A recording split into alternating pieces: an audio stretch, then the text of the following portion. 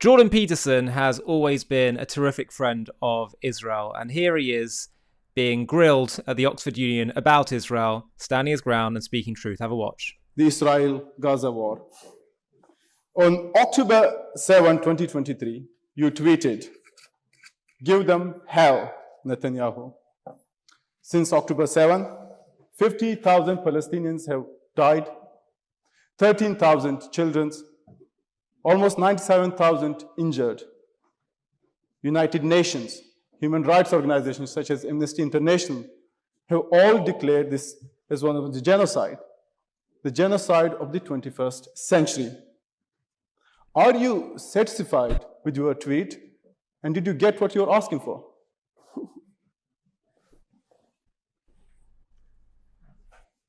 Well, you might describe that as a loaded question.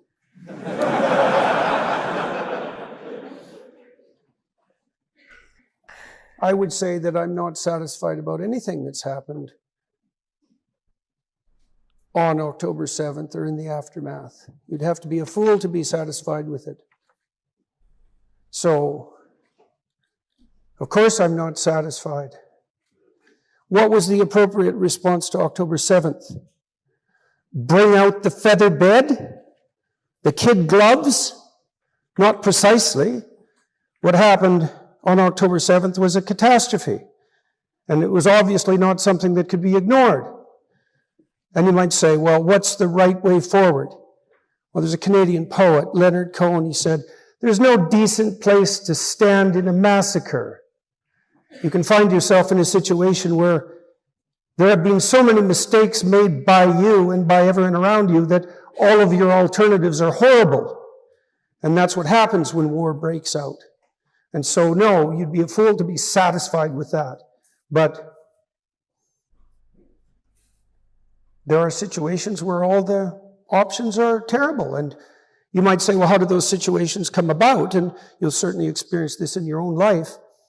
If you aim badly enough and you make enough mistakes, especially mistakes that are part and parcel of your own blindness and foolishness, you'll find yourself in a situation where, well, it's a situation that's akin to hell. Well, every single option in front of you is brutal and awful. And so how do you endeavor to conduct yourself so that you don't find yourself there? It's like you watch your bloody step and you keep your eyes open and you pray that you're not foolish enough to embroil yourself in some catastrophe. And so, well, we're way past that whenever a war breaks out, obviously. There wouldn't be a war, I suppose, as well, as if people didn't disagree profoundly about how they might proceed. And it's not like I have any simple solutions to the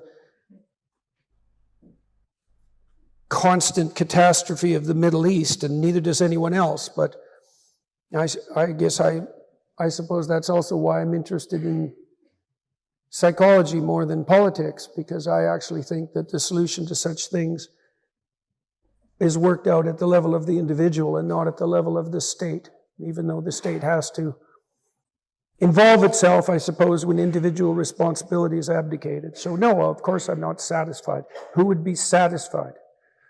So I want to follow up more on an ideological question there as well. You have outspoken about censorship, ideological conformity, and authoritarianism, especially when it comes to free speech, the ability to say what you want, to stand for things. But one thing, especially within the Western ideals, we have seen a double standard when it comes to critiques and those vocal voices speaking for Palestinian rights.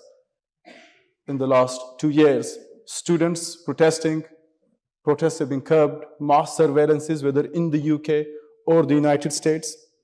Why have you not condemned this suppression of free speech? Is this not a textbook case there's of been very little bloody evidence of free speech suppression, for example, in this issue.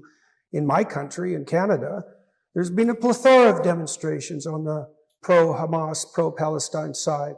Yep. And so the idea that that's been squelched somehow is preposterous. There were literal encampments for months in my university, in University of Toronto. And I can't imagine a situation where a more contentious issue had been allowed more free expression than the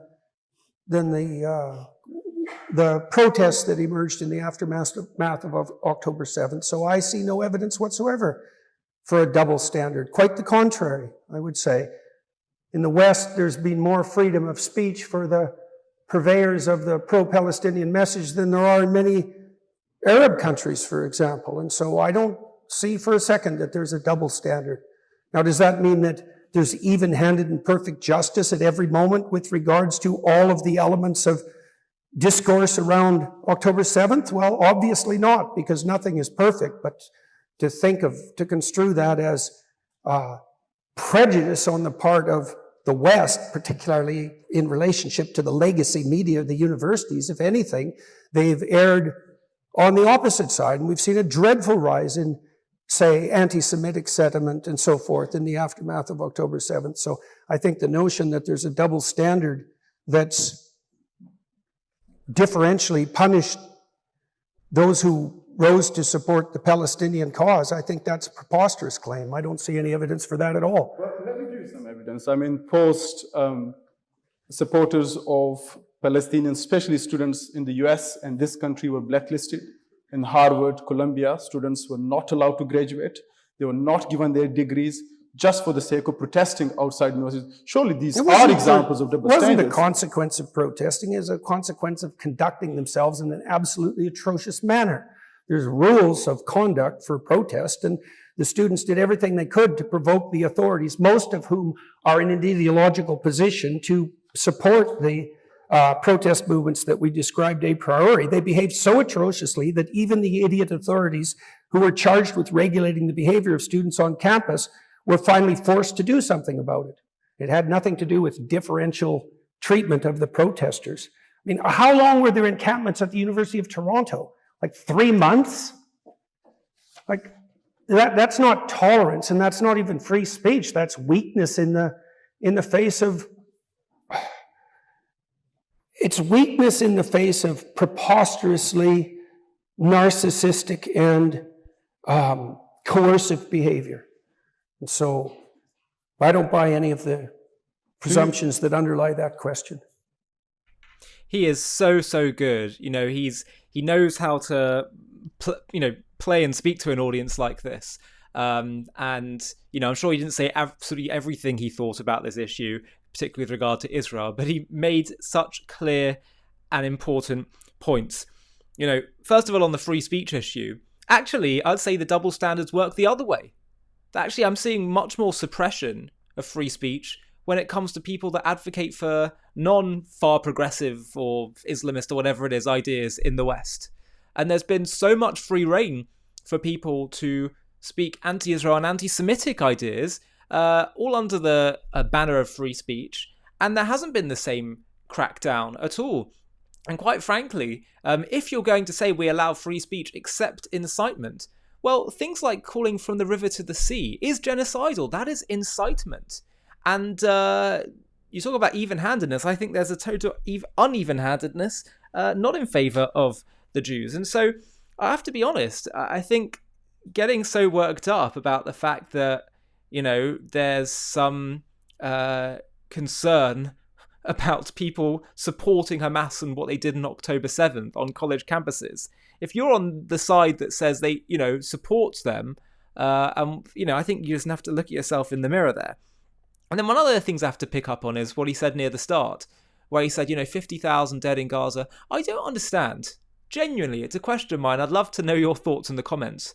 Why do people, when they say that, not care to differentiate how many of those are Hamas fighters?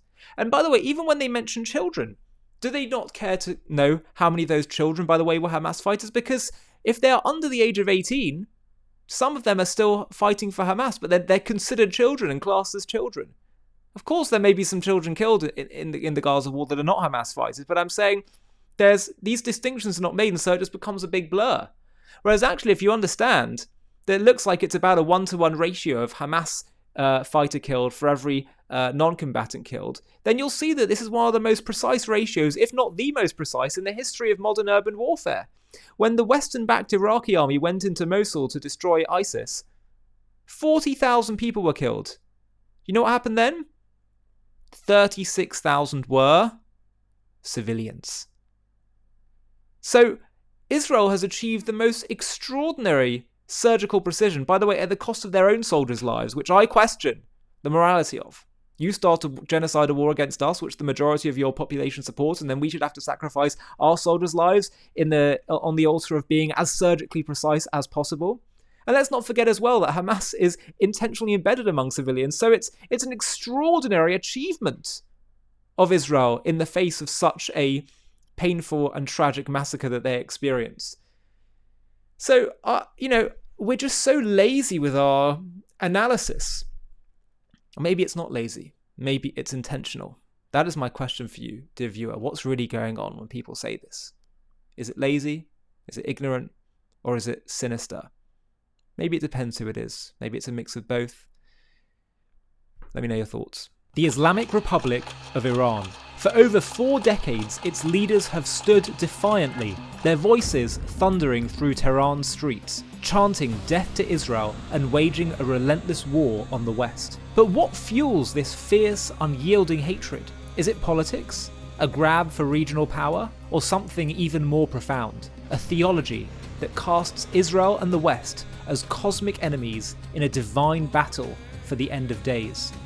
In this JTV Plus documentary, we embark on a journey to unravel the apocalyptic beliefs at the core of Iran's revolution. We'll uncover the sacred Shia doctrines that prophesy a world reborn through chaos, where a hidden redeemer, the Mahdi, will rise to vanquish evil, with Israel and America as the ultimate foes. We'll dive deep into the mystical visions of a global Islamic order, where martyrdom and jihad pave the path to divine victory. We'll explore how these ancient beliefs shape Iran's every move, from its fiery rhetoric to its deadly proxy wars. From the revolutionary sermons of Ayatollah Khomeini, who ignited a nation, to the shadow wars of spies, cyber attacks, and missiles that have pushed the region to the brink. We'll trace the arc of a regime bent on reshaping history, and we'll reveal the climactic moment when Israel struck back with Operation Rising Lion. A daring, high-stakes operation that shook the world and redefined the conflict. This is not just a story of a nation, but of a creed that seeks to rewrite the future, a conflict that threatens to engulf us all. Join us as we expose the hidden truths behind what Iran sees as its sacred mission, its unrelenting rage, and the battle for our world's destiny. To watch this JTV Plus documentary and access much more premium content, click on the link in the video description.